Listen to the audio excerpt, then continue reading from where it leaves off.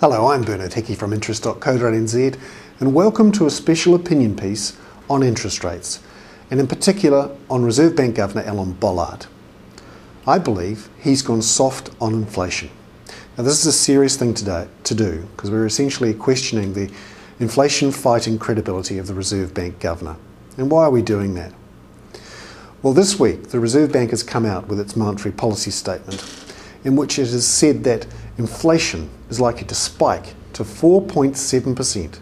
That's an 18-year high by September of this year. But at the same time, he's come out and said that interest rates are likely to fall later this year. The official cash rate is likely to fall. This takes some doing and shows that he has a lot of confidence that inflation is likely to fall.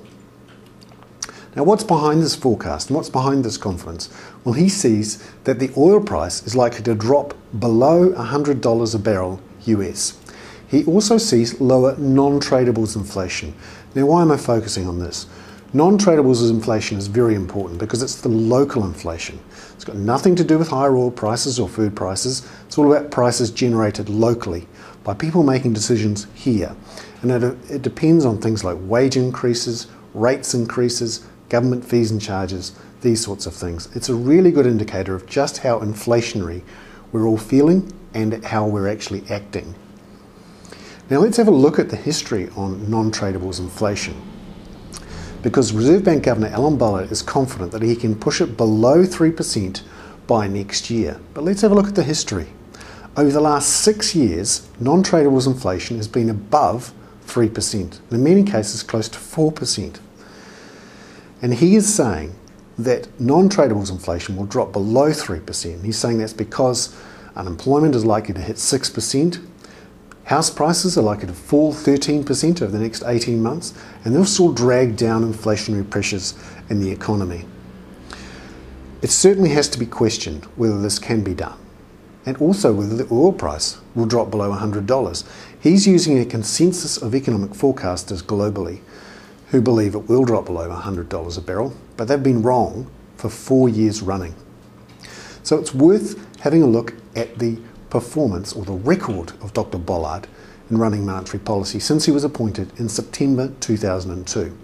His first decision in 2003 was to cut rates from 5.75% to 5%. This was right in the middle of the housing boom. He actually had to start hiking interest rates in January 2004, but then he paused again in 2006. Now you might recall back in September of 2004, the Bank of New Zealand started its Unbeatable campaign, and this sparked a price war between banks for mortgages. This actually gave the housing market a second wind in 2006. All through this period, the Reserve Bank Governor sat on his hands and did not put up interest rates. And actually there's an interesting piece in this week's monetary policy statement where the Reserve Bank look at whether it was a good idea to hold interest rates through 2006. And they actually decided it wasn't, and that they should have done it to give themselves more leverage now. Just to ask the question, has Governor Bollard been successful in fighting inflation? Best way to look at that is to look at inflation expectations. And they show they've been rising, particularly for the last 3 or 4 years.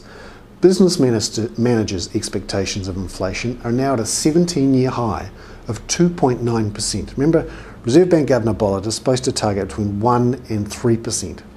And the public, general public, they expect inflation at 5%. That's only the second time it's spiked above 5% since 1995. It's worth now looking at the policy targets agreement that Governor Bollard acts under. Now, this is an agreement between the Minister of Finance and the Reserve Bank Governor. It's a key part of our whole monetary policy framework.